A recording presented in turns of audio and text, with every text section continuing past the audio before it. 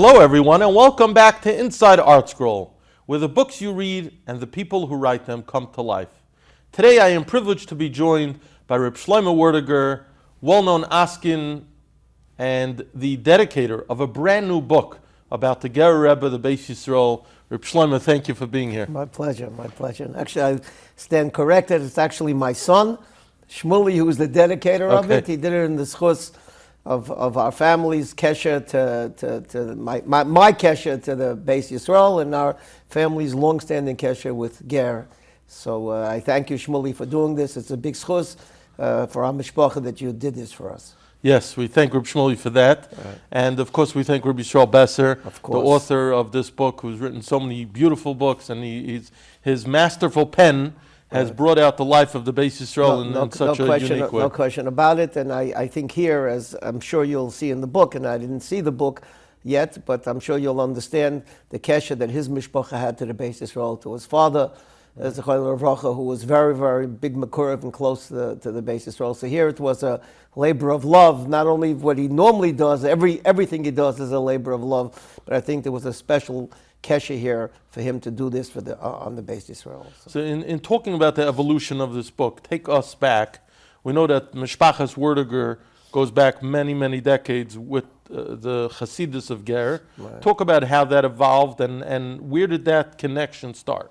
Yeah, so as you'll see in the book, and as Rabbi Gedalia showed me this morning, a famous picture of my father as a little child walking with the Imri Emes and the Beis Yisroel, right. And so the kesher goes back a long time. But I was, a regular yeshiva bacha. My father, we for years until they opened the Gerrer Shtibel in Borough Park, I davened in other places in Bluziv Rebbe's Racha.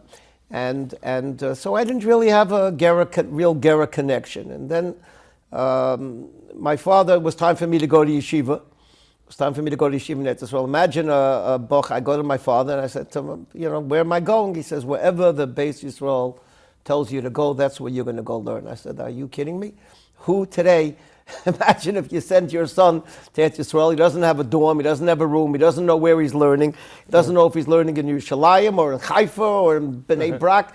But I was a good son, and I picked myself up and I went to Eretz Yisrael. And again, I had no idea where I was going. I had no idea that night when I landed in the morning. I had no idea where I'm parking my bags, where I'm sleeping, where I'm learning.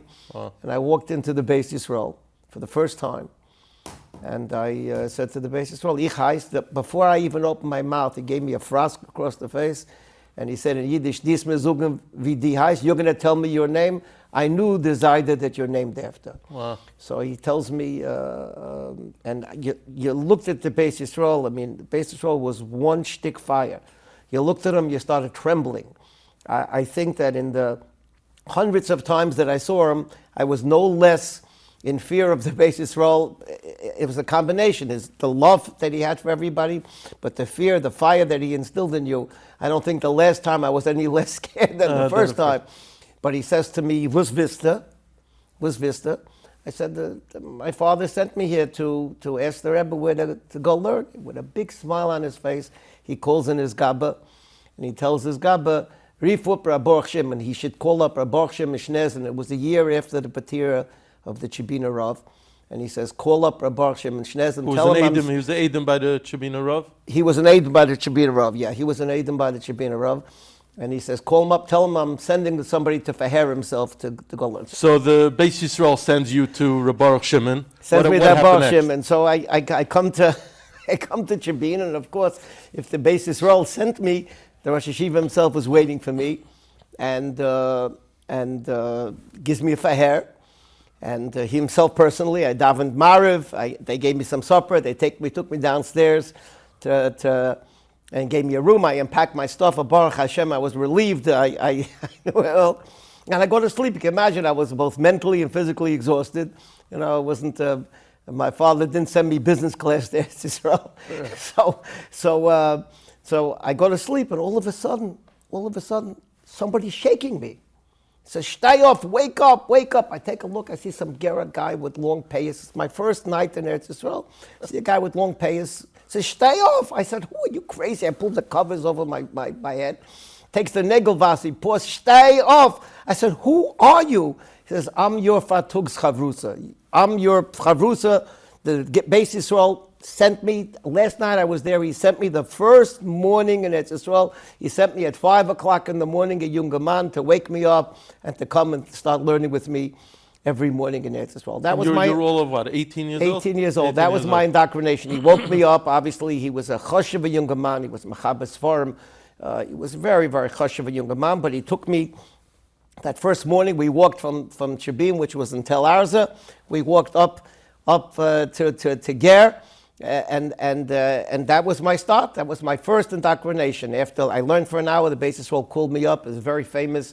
I'm sure it's stories in the book about having tea with milk by the Beis Yisroel. Was a big covet.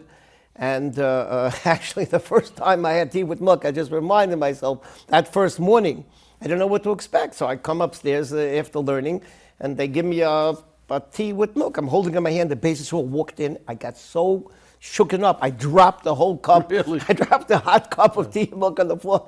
And I was told, next time leave it on the table. So they brought me another one.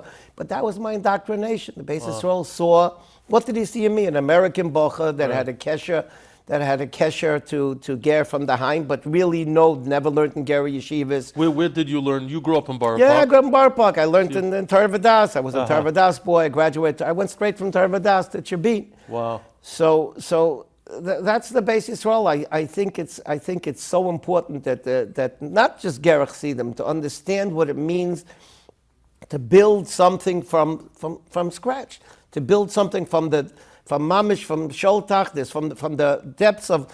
It's a bracha de Yidden that came to Eretz Yisrael after the Milchama, who sent their children after the Milchama to rebuild. Why did my father send me?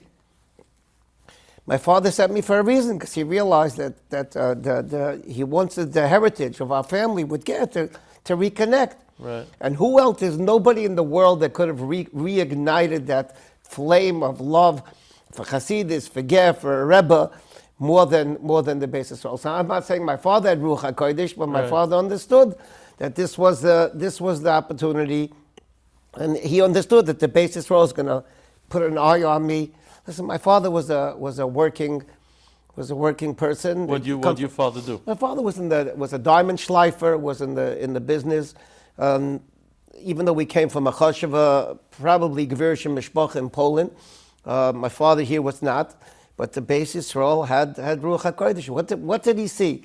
Did the Beis Yisroel have envisioned that the Werdiger family would give the new Gerrer Bis Medrash 50 years later? There's no question in my mind that the Beis Yisroel put in all that koiches into me and our mishpacha and the scarvis that we had. He no question he had Ruach HaKodesh. He saw the future of the Werdiger family intertwining with Gerrer and continuing that. And Baruch Hashem, we kept the kesher with all the Gerrer Rebbe since then. And obviously with today, the Rebbe will gesund sein. So, I really think that the young Galai today, the Bochum, should understand. I once met the Ponevezher Rav Zecher Tzadik Levrocha. My father came once when I was learning in Eretz Yisrael to visit me. I was there 2 years. He came once. We didn't go home for Pesach. It wasn't different like world. today, different world.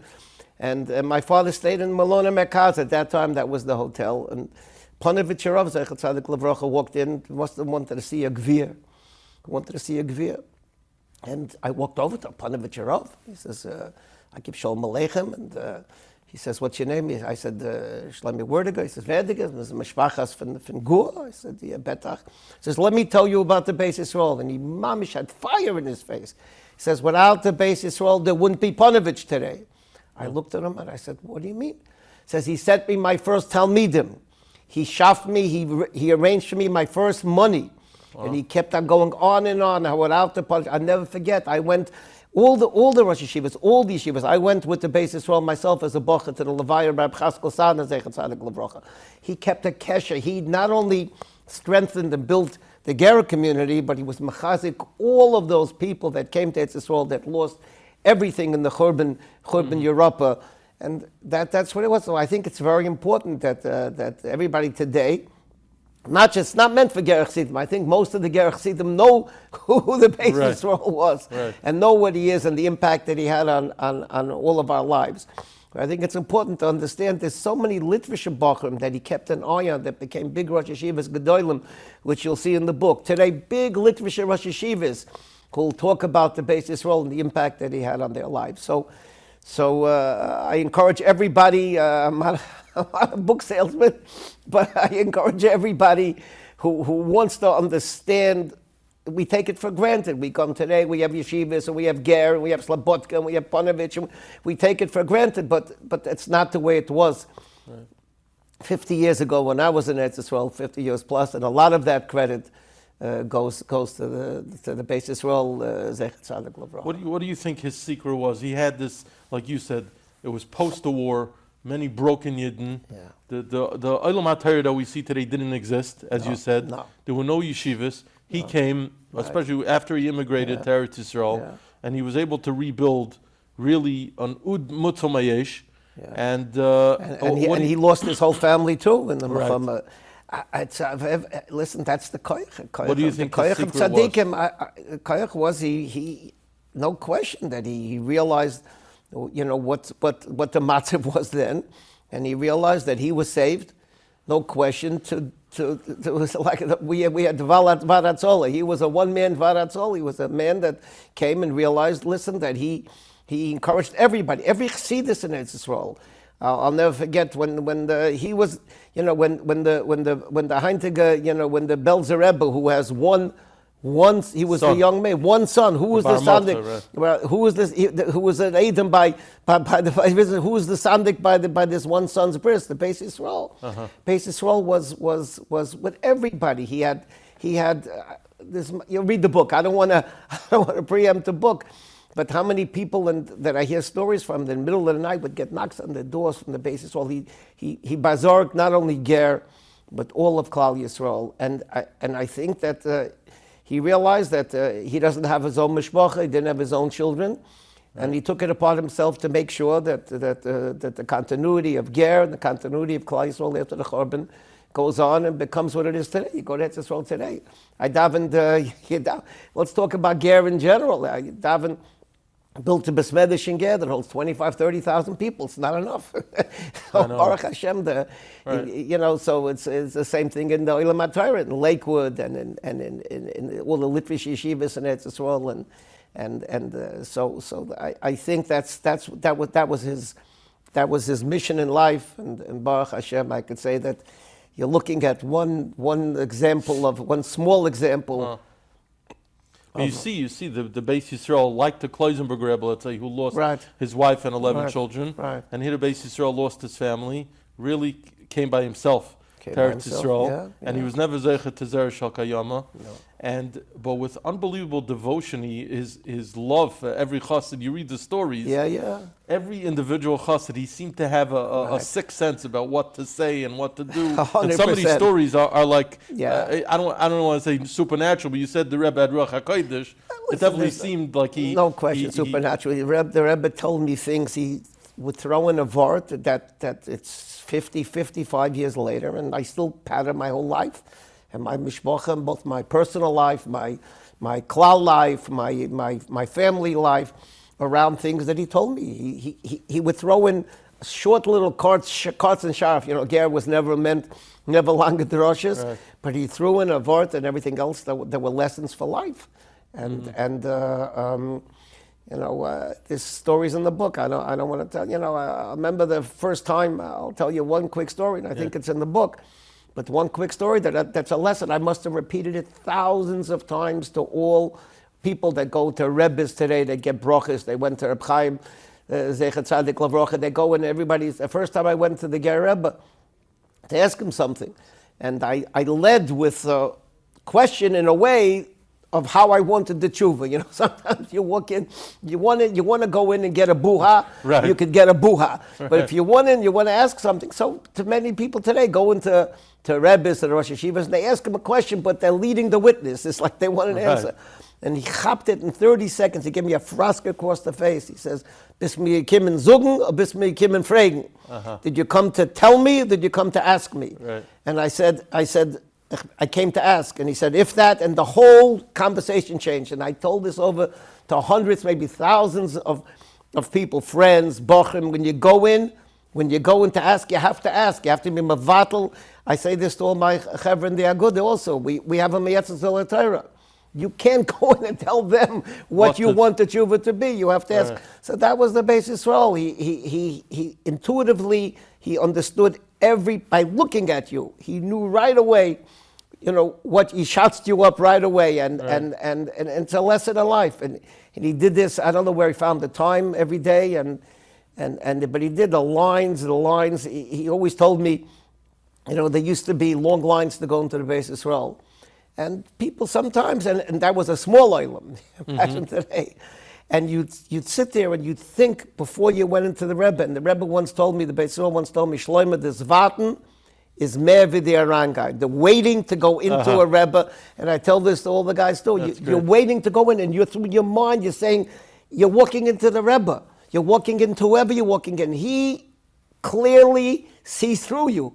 You have to clearly understand. You have to prepare yourself. You walk into a Rebbe, and he says, "This Vaten is mehr wie der Rangai," because you got such a pachad, knowing that you're going in to bear your soul to the Rebbe, to Rosh Hashiva. We all have to know that. And these are lessons that we're hoping everybody is going to read the book, hear the stories, and be inspired and take away from that the lessons that I personally learned. But it's so many years later, and there's a Dor generation that's growing up now that never knew the Beis Yisroel, heard of the Beis Yisroel. And we're hoping that by reading this book, you're all going to be inspired and take away valuable lessons in life of how to conduct your life. Yeah, no question about it. Now, it's not every day that we have you. I just want to take a moment. I'm curious, when you came back after you learned in Shabin, you came back to America? Yes. Well, what was your next step? What did you do? Well, then I started getting a kesher. It was a Gerrer shtibel. I started davening in the Gerrer shtibel. I didn't go to Gerrer yeshivas, but I kept up my kesher with Ger. My father, Zechariah Levracha, reconnected again. Also, once there was the Gerrer shtibel with his friend, my father started putting on the Gerrer Levush again, which he didn't, before my going, and I have two brother-in-laws that are Gerrer chassidim. So I kept up the connection. I went Nesias to the Beis Yisroel.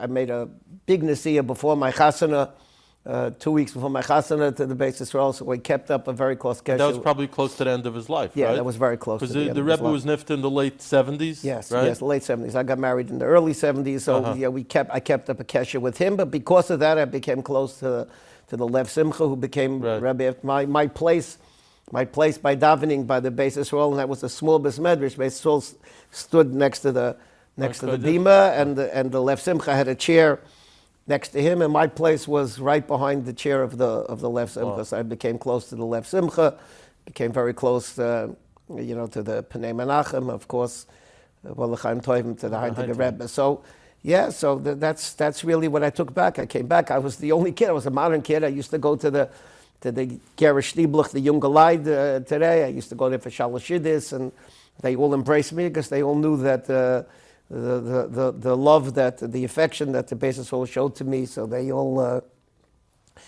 figured there has to be a reason for it. So they continued with that. I continued with that warm relationship with Gerrer. Adi Yom Hazeh, Baruch Hashem, my kids, as a witness that Shmuley saw the chshivas of this and took it upon himself to work very, very hard with Shmuley Besser, and they worked hours and hours and weeks. I think it's maybe a work that's been taken almost a year, right?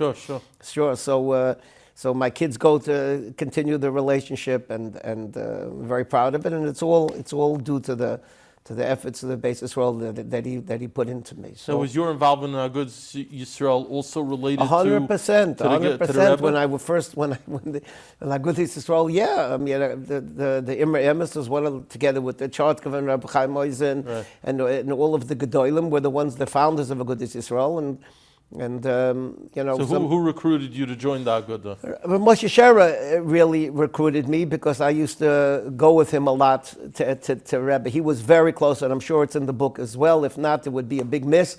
But I used to walk with him. I used to pick him up wherever he stayed, we walked together to Gerrer. He was very close to the Beis Yisroel, and the Gerrer Rebbe encouraged me very much to get involved in the Agudah and ArtScroll. The whole role of ArtScroll is all due to the kesher that had. They encouraged me, and they still, even today, I go into Yisroel. I spend long time with the Rebbes discussing the various issues of Agudah Yisroel, my ArtScroll, and many times I get frustrated and say to myself, Ad Kan, it's enough. The Rebbe doesn't want to hear from it. Doesn't want to hear from it. The Zaydis Azach, and it's we said the Gid is heilig. The Gid is holy. Told that over to Rav Moshe Sherer too. So I'm continuing in that Masorah as well. And how about the role of the Rebbes once you entered the business world? There's so many issues, so many challenges, so many questions. Is that something? Yeah, so the Rebbe always, when it came to halachic questions regarding business, we said gay fregarov. You know, he never paskined. He's not a poisik to paskin shilas, even though I'm not saying he couldn't have to paskin shilas, but how to conduct myself and how to in the workplace and how to make sure that you act the way you're supposed to act, like the amanivcha that we are, and to make sure that we act morally and ethically correct, and how to conduct myself 100% all the time, and to make sure that we're ehrlich in business. But business shilas, there was rabbanim. There's no shortage of rabbanim to go ask. But the Rebbe wasn't going to give paskin shilas on ribbis or other things. But obviously on Shmir Shabbos, that fire. The Beis Yisroel, that was one of the. When he came there, that was one of the more lackadaisical.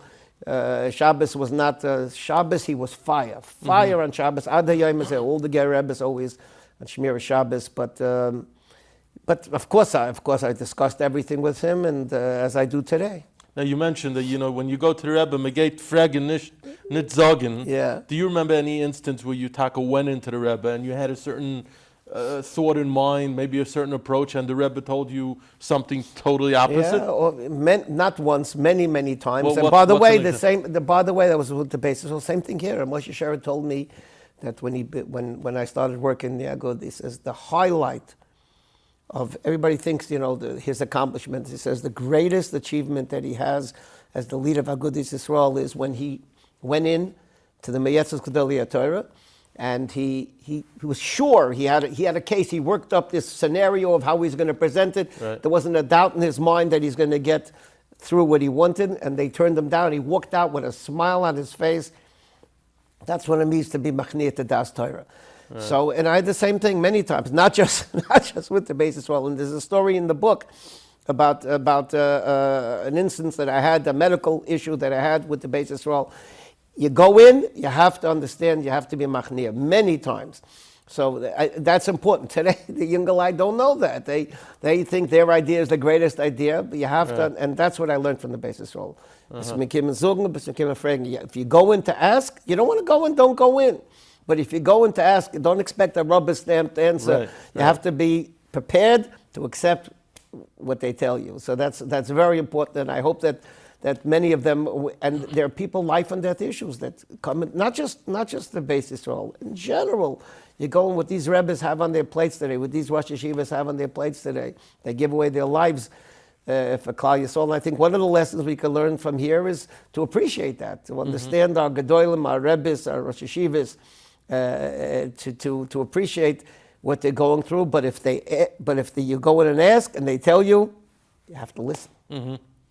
Listen, maybe one day we could have you back and we could discuss all the other issues. I would love to speak to you about the Askonis and Tzarchei HaKlal, and there's so many issues impacting Klal Yisrael. That's not for today. No, today thank you very much. I want to have a Karas Atoiv, as I said before, not only to Shmuley, but to Gedalia, to yourself, of course, to Shmuley Besser, for doing this. And I think, as I said, I think that this is going to make a big impact on the next generation to understand, we take it for granted. We're 55 years later. Look what we have. We have hundreds of thousands of young guys sitting and learning and baching yeshivas. That's not the way it was. And a big part of the success of the continuity of Klal Yisrael is due to the Beis Yisroel. So I encourage you to buy the book and to read it and to take away the valuable lessons that I think you can from this book. Thank you. Hashem, Reb Shlomo, thank you for coming in. Okay. Thank you for all your efforts on behalf of